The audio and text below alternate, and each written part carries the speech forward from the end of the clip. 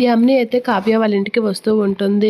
ఎల్లుండు మా బావతో నాకు పెళ్ళి. ఖచ్చితంగా మీరు రావాలి అని చెప్పేసి అయితే కావ్యతో అంటూ ఉంటుంది.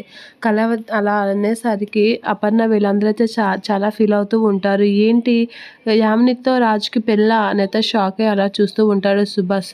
కళావతి గారు ఖచ్చితంగా మీరు రావాలి అని చెప్పేసి అయితే బొట్టు పెట్టి మరి యామిని అయితే కళావతిని కావ్యని పిలుస్తూ ఉంటుంది. ఇక కావ్య అయితే ఖచ్చితంగా వస్తాను, రాకుండా ఎలా మానేస్తాను అని చెప్పేసి అయితే అంటూ ఉంటుంది.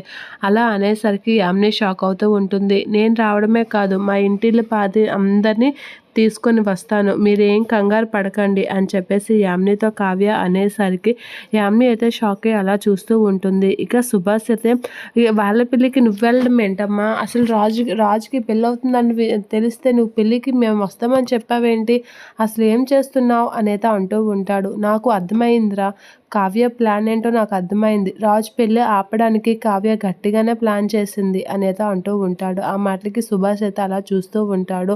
అవును, నా మనవరాలు గట్టిగా మనందరినీ తీసుకొని ఆ పెళ్ళికి వెళ్తాను అన్నదంటే ఖచ్చితంగా ఆ పెళ్ళి ఆపడానికి ఏదో పెద్ద ప్లానే వేసింది. నాకు ఆ విషయంలో ఫుల్ క్లారిటీ ఉంది కావ్య విషయంలో. మీరేం కంగారు పడకండి, అది ఎలా అయినా పెళ్ళి ఆపే తీరుతుంది అని చెప్పేసి అయితే బామ సుభాష్ వాళ్ళతో అంటూ ఉంటుంది.